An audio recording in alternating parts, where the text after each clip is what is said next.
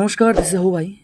তো আজকে রিজনিংয়ের একটা ছোট্ট পার্ট, যাকে বলা হয় আমাদের সেটিং অ্যারেঞ্জমেন্ট, সেটা নিয়ে আসলাম। এবার প্রশ্নটা পড়ি, খুব বড় প্রশ্ন, বাট খুব ছোট্ট করে আমরা জানবো কেমনভাবে। লেখা আছে 5 বন্ধু P Q R S T উত্তর দিকে মুখ করে একটি সারিতে বসে আছে। তো আমরা একটা সারি বানালাম। সবসময় উত্তর বলুক, দক্ষিণ বলুক, পূর্ব বলুক, পশ্চিম বলুক, আমরা মনে করবো সবাই উপর দিকে তাকিয়েছে, মানে এটা আমাদের উত্তর দিক। আমরা কোথাও আগে দাগ দিব না, আগে আমরা পড়বো আর আস্তে আস্তে অঙ্কটা করবো। কী বলেছে? আর সারি ঠিক মাঝখানে আছে। যদি আর ঠিক মাঝখানে থাকে তাহলে আমার ডান দিকে কে থাকবে? দুজন। আর বাম দিকে থাকবে দুজন। নেক্সট লাইন কী বলেছে?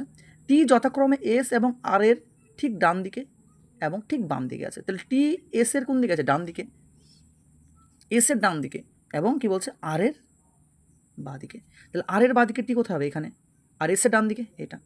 মনে রাখতে হবে, আমি যেখানে দাঁড়িয়ে আছি আমার ডান সাইড আমার ডান হাত, আর আমার বাম সাইড আমার বাম হাত।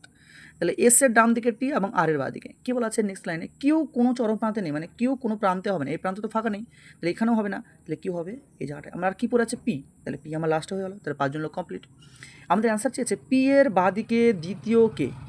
পি এর বাঁ দিকে দ্বিতীয় কে, তাহলে আমাদের কে দ্বিতীয়? আমাদের দ্বিতীয় হলো আর। এটা আমাদের সঠিক অ্যান্সার। রিজনিংকে ভালোভাবে ও ছোটো করে বুঝতে ফলো করে স্মার্ট বাংলাকে নিয়ে আসছে আরও নানান চ্যাপ্টারের নানান বিষয়ের ছোটো করে কীভাবে অঙ্ক বা রিজনিং করা যায় সেই পদ্ধতি নিয়ে। ওকে, আজকের জন্য এটুকুই। ভালো থেকো।